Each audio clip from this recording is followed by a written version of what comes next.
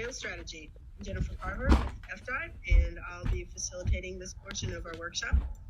So the department has recognized the need for a new statewide passenger rail strategy, and we've embarked on an effort to analyze the role that passenger rail could play in enhancing mobility in the state by connecting residents with jobs, bringing visitors and to vacation destinations, and providing equitable, safe, and sustainable transportation options. So we're happy to be here this morning to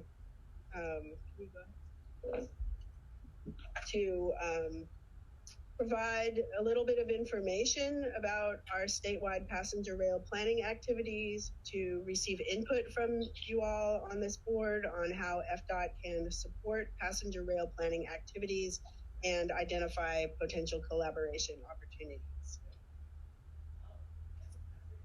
So our brief agenda for this morning, we're going to have Brad Thoburn, our Assistant Secretary for Strategic Development, kick us off with a conversation on our statewide transportation vision and how that relates to passenger rail.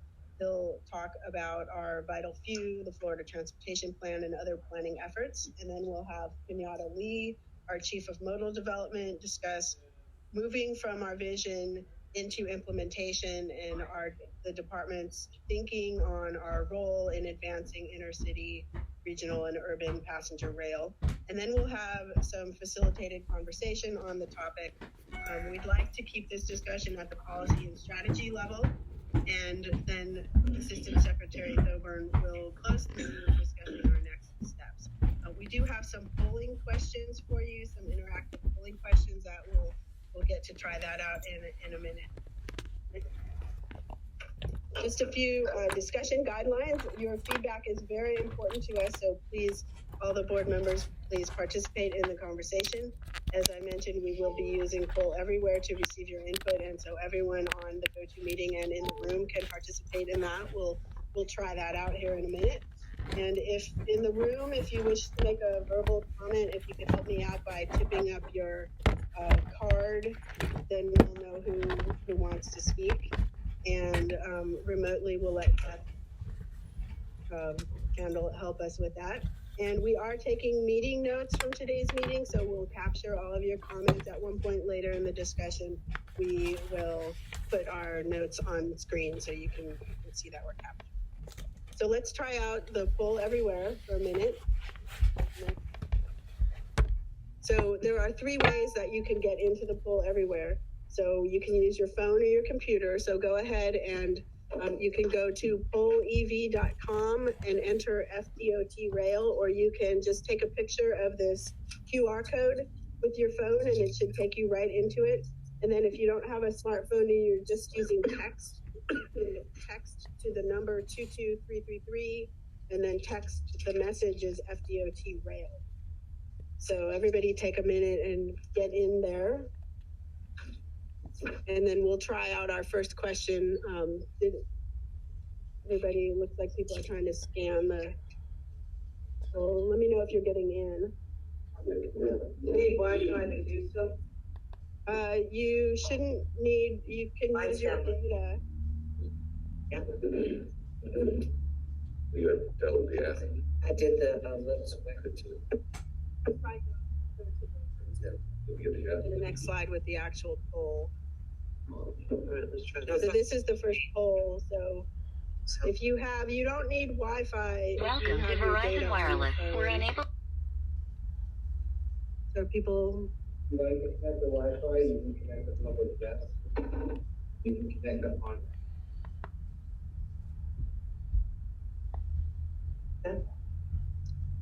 Are people here in the room able to get in? Download an app. Hmm? Can you download an app? No, you don't need an app. You can just go to the website if you use that. Website again. If you go to pollev.com Oh, I see the. and then enter FDOT rail.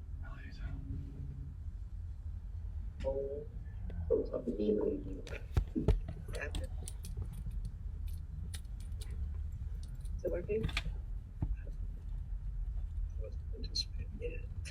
Yeah, it's working. Okay. What do you put in? What's the username? The FDOT rail. FDOT rail. We're all challenged here. I think we're getting there. Getting there. That's all right. That's why we have our test question of which one of the following railroads was called the eighth wonder of the There we world. go. Oh,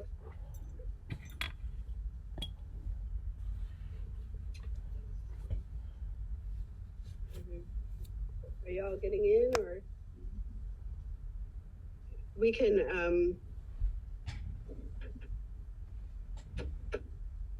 right, well, we can keep moving because for those in the room, we want to hear from you in person.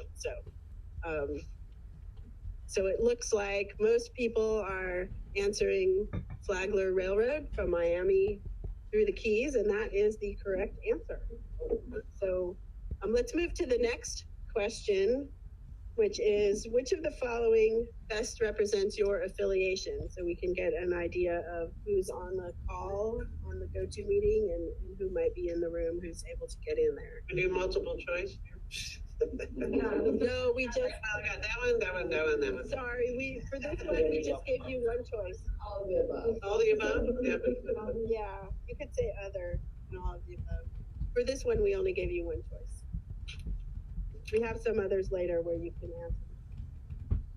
So it looks like we have a mix of RPC, MPO, staff, city, county, some transit agencies, few state people.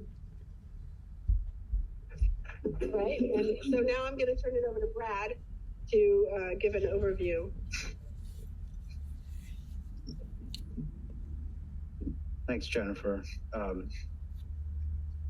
We really appreciate the opportunity to be here with you today, and I thank Beth for helping set this up and working with us to make it happen. And Commissioner Overman, appreciate allowing us to be part of this process and taking this opportunity. We, as Jennifer mentioned, we kind of have two meetings here, and this is intended to be sort of the high level policy conversation of around passenger rail for the state. And I'm going to give that sort of high level view of our planning and our vision for the state and how passenger rail fits into that. And Kenyatta is going to follow up with some more detail about some of our passenger rail planning activities. Obviously, we're focused on how to move people and goods, enhance economic prosperity, and preserve quality of life and our environment and communities throughout the state. And so a big part of that, we've identified sort of three or really four core areas to help achieve those goals. One is to promote safety, enhance mobility, inspire innovation, and then attract and retain talent. And within each one of those, we have teams that have been created to really sort of try to identify ways we can move the needle in each one of these areas. And I think we talk about transit and rail clearly fit in a number of these areas, but especially as we look to move the needle on mobility, passenger rail and transit are a good way for us to reduce congestion, enhance the movement of people, and so forth. So not just thinking about moving cars and trucks, but people and goods. And so, actually, and as we look at developing passenger rail systems, potentially have the opportunity for us to look at innovative ways we can plan and engineer and inspire our workforce and develop key partnerships to promote mobility. And so in all those ways, the passenger rail is a key consideration as we look to create a robust multimodal transportation system, especially in a state that's growing as quickly as Florida. And I think we always use the term 800 people a day, but I think in sort of the post-COVID world, it's accelerated. We're seeing a mass migration to Florida. We're not even totally sure where they're all moving to yet, but we're trying to get our head around that. And it will challenge us from a transportation perspective. So next slide, please. As we look at the overall transportation vision, we at Florida DOT, we are responsible for doing statewide planning, and so that entails developing plans that cover the overall vision for the state, but also modal plans for each one of our areas that includes rail, of course, but also seaports and airports and space and our freight systems so as well. So we develop modal plans, and we also have, as you know, the strategic intermodal system plan. So our overarching planning document is the Florida Transportation Plan, and it's not the DOT's plan. I think you oftentimes hear us talk about it is the state, the plan for the state. And so we have a steering committee that involves members from all sorts of stakeholders, including the MPOAC, and MPO is represented on the steering committee, and then also our modal partners, including rail and transit. Some of the things that we focused on as it relates to the FDP this time is that enhanced focus on mobility. Again, thinking less about how the throughput of cars and trucks and more about people and goods. And so there's also a sort of a different kind of look at how we think about mobility from, just capacity to thinking more about things like travel time reliability and the quality levels of service within our transportation systems, and also providing interconnected services and modes and reliable connectivity between them. So when we think about passenger rail and transit, obviously as we see areas like Tampa area, Tampa, Hillsborough, and Pinellas, and the region, and East Central Florida, as well as Central Florida and South Florida, the growth is obviously creating new challenges for transportation and forcing us to think differently about how we invest in our transportation system to maintain efficient and reliable transportation. So when we looked at the SIS as a, kind of that the FDP is that overarching document, and we drill down and we get to the SIS, that's obviously the DOT maintains the SIS. We have a SIS policy plan that helps guide our investments in the strategic intermodal system.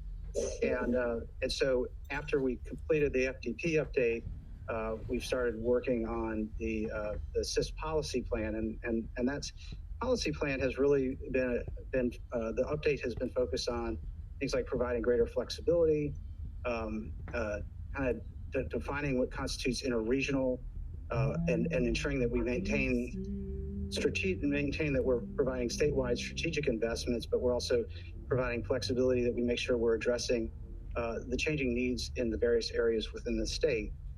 And so that policy plan will give us some capacity to better invest through the SIS in different modes, including transit and rail.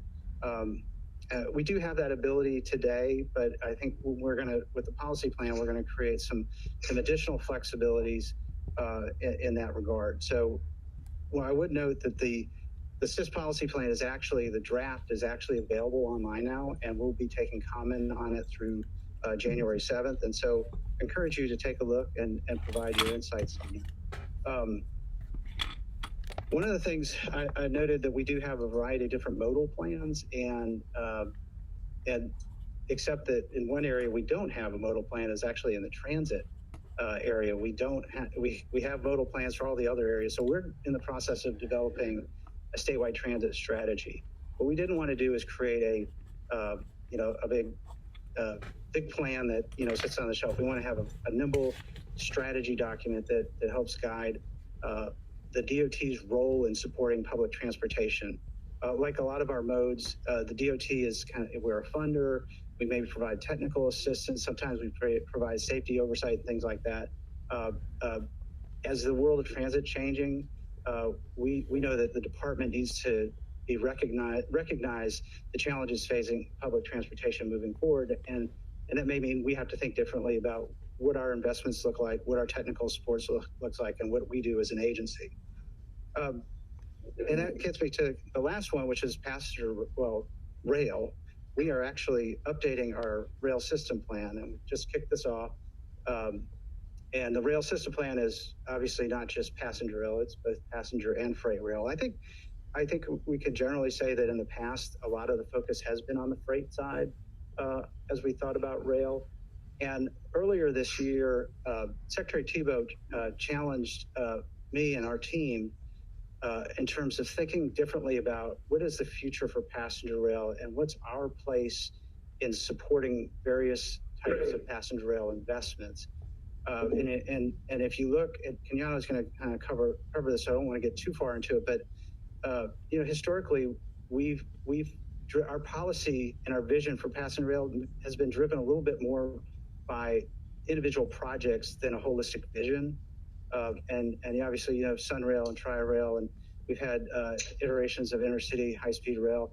We have Brightline that we're working with right now. So what we want to do is better have a better framework for how we're proceeding as it relates to passenger rail, and that will include thinking about what our specific role is in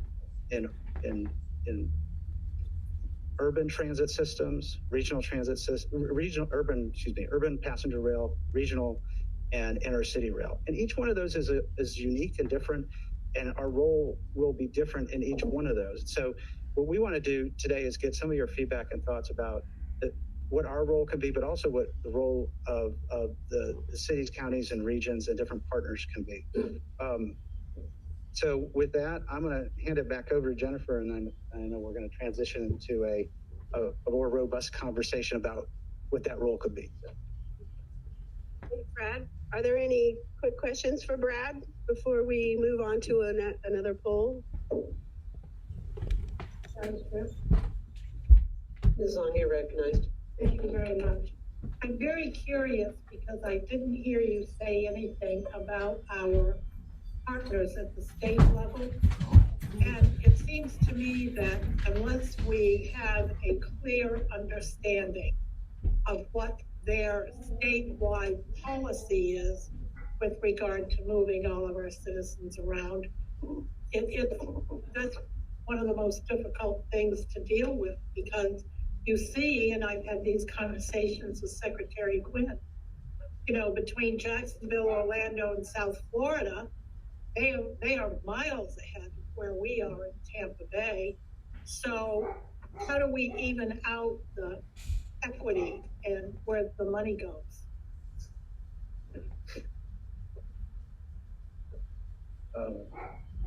Well, that's part of our conversation today is about what the role of the state can be in supporting the local communities and regions as they look to advance transit and rail systems. And so that's why we're here today. And a lot of what we see, I don't know if I would say that Jacksonville, I'm not from Jacksonville. I don't know that I think Jacksonville is necessarily ahead of where you are. But obviously the state's made significant investments in Sunrail and Tri-Rail. But both of those were, and this is something we'll talk about that Kenyatta will cover, but they were partnerships. And so that's part of what we want to talk about today is what does that partnership look like and how do you make it happen? Because there are lessons learned from what we did in South Florida and Central Florida that can help shape the way we proceed in other communities. All right. Follow up, or you? I do, but I'll save it because it won't be good. We do want to have time for 15 years. Yes, I agree. At some point, we have to do more than have a conversation. It's got to be followed by action. Understood, but the good news is we're here trying to do something just exactly that. So that's a good why start. I'm voting my. Any other questions for Deputy Secretary? Please proceed. All right, thanks. Let's do another quick poll on what are the benefits of passenger rail, and you can select your top 3 for this question. So enhancing mobility, enhancing the environment, promoting economic development, increasing travel options is getting up there. All right, so enhancing mobility, increasing travel options, and promoting economic development seem to be winning. Keep answering, and I'll turn it over to Kenyatta to talk about how we're moving from vision to implementation. Thanks, Jennifer. First of all, to Commissioner Long's comment, the department is statutorily required to develop and implement a rail program to meet current and future statewide mobility needs. So that's part of the conversation that we're having today. And I know you're more actionable, so that's what we're going to talk about. So historically, as Brad mentioned, rail initiatives have been driven by individual projects, and our new approach is to focus on a long-range vision to drive our rail initiatives. Florida has 3 types of passenger rail systems: intercity passenger trains connecting major population centers, commuter trains providing regional mobility, and urban transit systems rapidly moving people from metropolitan areas. Our long-range vision will support each type and integrate them with local community visions. In addition, we must integrate passenger rail with other modes for efficiency, safety, and reliability. And finally, our public-private partners are integral to developing passenger rail strategies. I'll discuss these topics in context of intercity, regional, and urban systems. Next slide, please. Today, Amtrak and Brightline provide Florida's intercity rail services. Amtrak operates 3 long-distance services: the Silver Meteor and the Silver Star, operating between New York and Miami, and the Auto Train operating between Lorton, Virginia, and Sanford. They also operate a feeder bus service called Through Bus Service.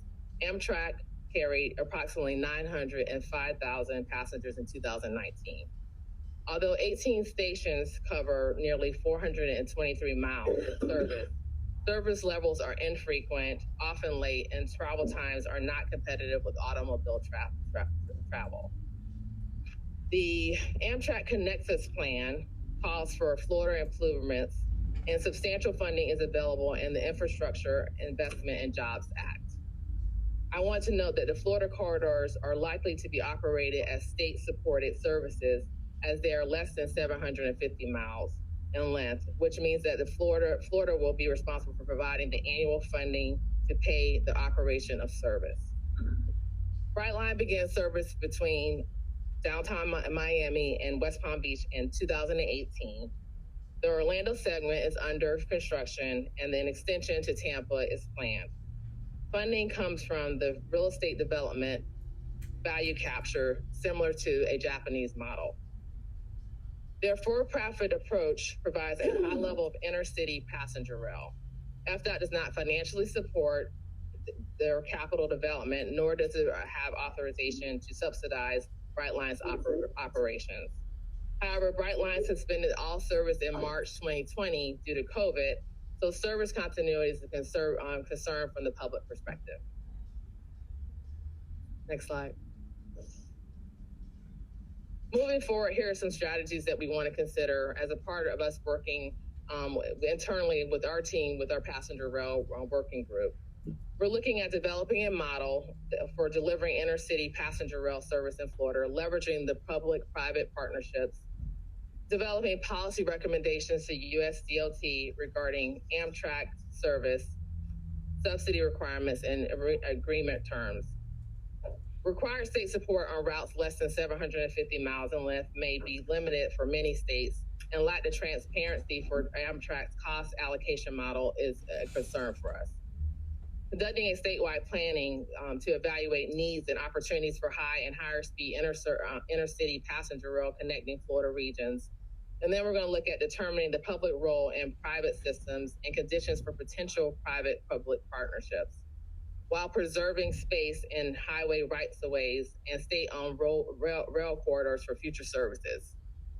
Also providing funding for capital investments when leveraged with federal or private funding sources, and establishing a framework and standards for providing that funding support, and applying passenger rail safety and engineering best practices. Next slide. So today, Tri-Rail and SunRail provide Florida's regional passenger rail. The Tri-Rail commuter rail system was planned and funded as a maintenance of traffic project during the South Florida reconstruction of I-95. FDOT purchased the South Florida Rail Corridor in 1998 and opened it as a maintenance of traffic project in 1989. Due to its relationship to I-95, FDOT provided much of the funding and continues to do so today. The policy is set by the SFRTA board, including operating and maintenance decisions. 18 stations along a 73-mile corridor are owned by FDOT. And last year, in 2018, they carried 4.3 million passengers. It remains a challenge to transition Tri-Rail from a state-supported model to a dedicated local funding source. And there are also maintenance and state of good repair issues that we're facing today. Next slide. Like Tri-Rail, FDOT plans SunRail as a maintenance of traffic function during the reconstruction of I-4. FDOT purchased the Central Florida Rail Corridor from CSX, led development, and continues to support the project. Florida was able to secure full funding grant agreements from FTA and local interagency agreements with enforceable commitments to protect both the department and the local project sponsors. The project started in 2014 and currently operates between DeBerry and Point Siena through Orlando, and it serves 16 stations along a 62-mile corridor and 803,000 passenger trips in 2018 occurred on the SunRail system. The Phase 2 North extension to DeLand is currently funded, and other extensions such as connections to Orlando International Airport are under study. Around 2010, FDOT requested from the FTA to break SunRail into project segments to better match up with anticipated New Starts funds. After Phase 1 was completed, FTA could not consider both phases as one project because the line in the corridor was not contiguous. So Phase 2 qualified under the evaluation criteria. However, Phase 2 North, it could not qualify under FTA funding criteria as a standalone project. So the department creatively flexed FHWA funds and redistributed obligating authorities to FTA, providing the federal dollars to Phase 2 North necessary to keep the local funding intact. Looking ahead, it's critical to ensure a smooth transition of ownership and operations from FDOT District 5 to Central Florida Commuter Rail Commission. So that's what we're working on today and projecting that into the future. So next slide, please. So under regional passenger rail strategies, we're looking at the planning and development and how we can support the projects and how FDOT leadership can navigate complexities for multiple geopolitical jurisdictions and support local technical activities and capacity. And also we're looking at ensuring regional and local funding mechanisms are in place to support long-term operations before project implementation begins, while acquiring right-of-way and strategic corridors, owning infrastructure, and maintaining state-owned assets when feasible. Also leverage corridors as assets to generate revenue for funding purposes. But additionally, we're looking at providing upfront capital costs, initial operating support, and other sources as we did with SunRail and Tri-Rail. Assisting regions with obtaining access to existing rail corridors, and this may come under shared agreements and right-of-way acquisition as well. And providing technical assistance to the local government partners to ensure that the systems are maintained in accordance with what we feel is a good state of good repair. Next slide. So this looks familiar. This is our urban passenger systems. So we have the Miami-Dade Metro Rail and Metro Mover, Tampa Streetcar, Jacksonville Skyway People Mover. An effective urban rail transit correlates with maintaining efficient throughput when roadways are over capacity or congested. Development of high capacity passenger rail systems requires semi or fully dedicated rights of way, separate from vehicular traffic and traffic control systems. However, constrained corridors and urban cores can pose challenges to effectively integrating passenger rail systems within existing right-of-ways. So moving forward for urban rail systems, we'll look at supporting local partnerships with the planning and development of passenger rail systems and providing state oversight, as well as taking a lead role in evaluating the impact of urban projects on state facilities and balancing the needs of all modes and users. Providing capital funding support and initial operating assistance is also something that we're looking at evaluating. and providing technical assistance to local government partners to ensure, again, that everything's maintained in accordance to our standards. So with that, I'll turn it back over to Jennifer. Great, thank you, Kenyatta. We have a few quick polls, and then we want to move to some open discussion. So tell us, what are the challenges and barriers to passenger rail? And this is, you can enter a phrase or a sentence and it will show up on the screen here. You can enter 3 comments. So no local funding, CSX is a challenge, cost. You'll see the new ones pop in, funding. I'm seeing a theme. Funding. Now, if this was a word cloud, the word funding would be getting larger because it was the one everyone's saying. First mile, last mile connections. Cost, funding. Okay. All right.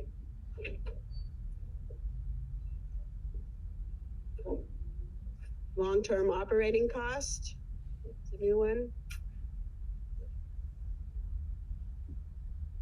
Local funding.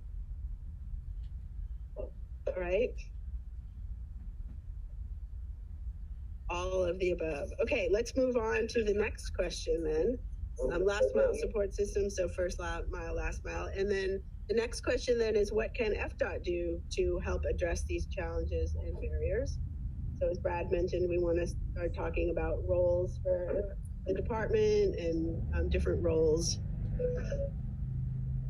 Money, expertise,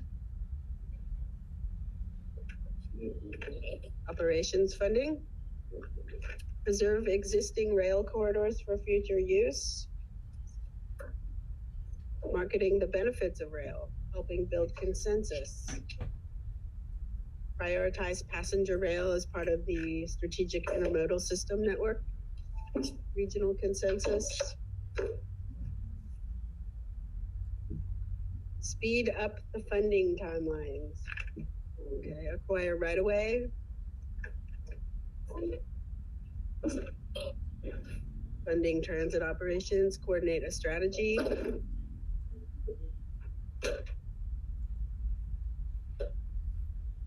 Convince the locals that rail is beneficial to their community. Be an active partner, not a passive partner. Right-of-ways dedicated to rail, moving away from road construction. I did that earlier. Negotiating with CSX. Funding corridor preservation. Lots of ideas here. Hope we'll have some discussion about that. Developing a regional model for funding. Put funding where their mouth is, promoting safe, clean, equitable transportation options. Negotiate with CSX. Okay. Discuss with state and federal officials to improve funding of inner city passenger rail for state corridors. Make it part of the SIS. Collaborate. Okay. Let's